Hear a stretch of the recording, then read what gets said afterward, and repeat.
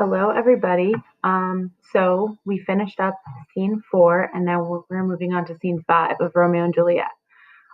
Just to reiterate, in scene four, Romeo had been with his buddies. He caught up with them, and he was in a much more lighthearted mood.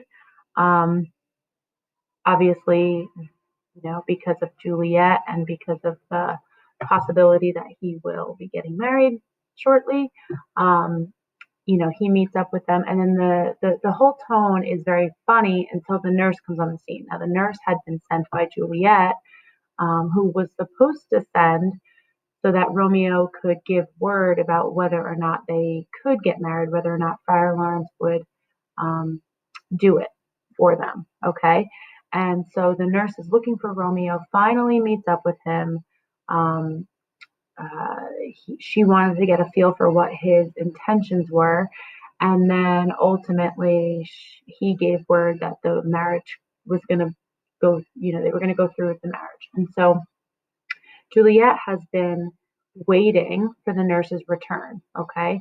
And just like today, if you texted a crush or something and you were left on red for a little while, or, you were waiting for a response from a potential crush, right? You would be waiting in anticipation, and it would probably be, um, you'd be excited about it. And so, prior to cell phones um, and email and technology, you just have to wait and get word. And so you can just imagine what Juliet is feeling as she waits for the nurse to return with word about Romeo and their prospective marriage. So here we have Juliet, and she's speaking out loud that anticipation. Okay, so Juliet says, "The clock struck 9 when I did send the nurse. In half an hour she promised to return. Perchance she cannot meet him." Perchance means perhaps. So she says, "Perhaps she cannot meet him." "Oh, that is not so. Oh, she is lame. Love heralds should be thoughts which 10 times faster glides than the sun's beams, driving back shadows over laurelling hills. Therefore do nimble pinioned doves draw love, and therefore hath the wind swift Cupid wings. Now is the sun upon the highmost hill of this day's journey, and from 9 till 12 is 3 long hours, yet she is not come." Here Juliet is saying she's been waiting for 3 hours. You could just imagine that, right? So the nurse is not yet back. Had she affections and warm youthful blood, she would be as swift in motion as a ball. My words would bandy her to my sweet love, and his to me. But old folks, many fiend as they were dead, on wildly slow, heavy, and pale as lead. So she's saying here, maybe the nurse is too old, and so she's moving too slowly. And presumably the nurse maybe has heard this, because you'll see when she comes on the scene, she's not quick to release the news to Juliet. She kind of holds back and teases her a little bit, which you'll see what I mean in a moment. So the nurse enters, and Peter is with her, her servant. "Oh God, she comes," Juliet says. "Oh honey nurse, what news? Hast thou met with him? Send thy man away." "Peter, stay at the gate." So the nurse tells Peter to go away, and he exits, and now it's just the nurse and Juliet. Juliet says, "Now, good sweet nurse, O Lord, why lookest thou sad? Though news be sad, yet tell them merrily. If good, thou shamest the music of sweet news by playing it to me with so sour a face." The nurse says, "I am aweary. Give me leave a while. Fie, how my bones ache. What a jaunt have I." Jaunt meaning journey. So she's saying she's journeyed far and her bones ache.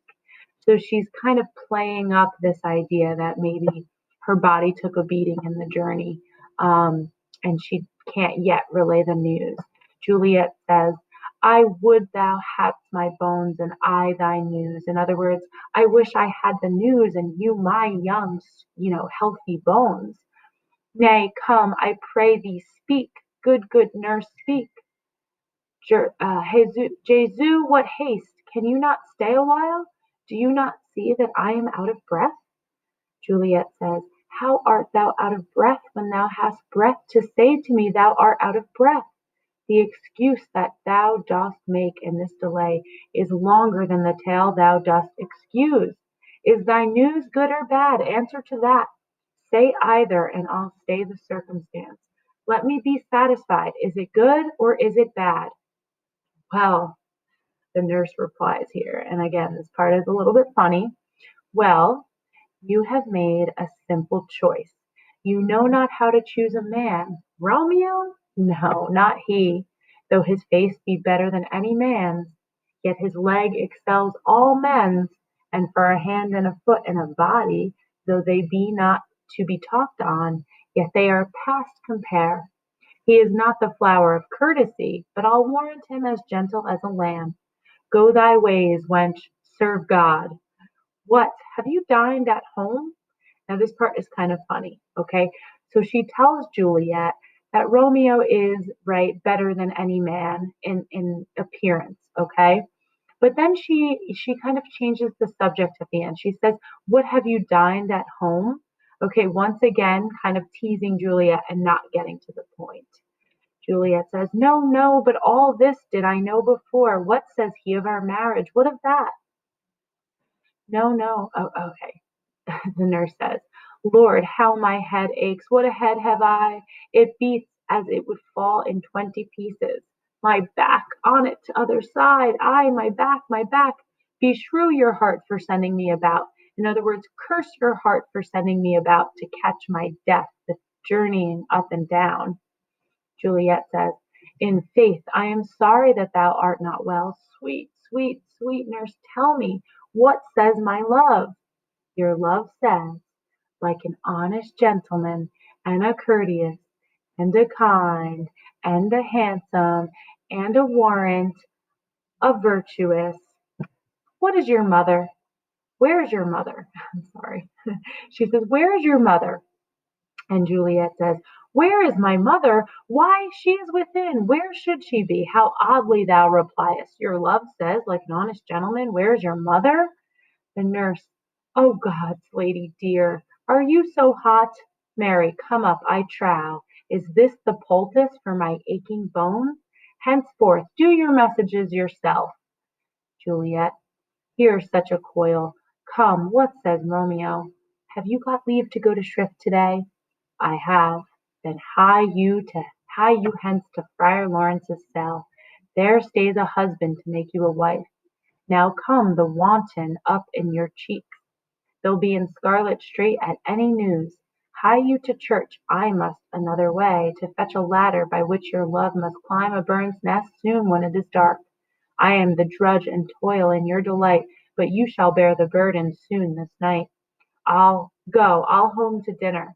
Hie you to the cell. Hie to high fortune, honest nurse, farewell."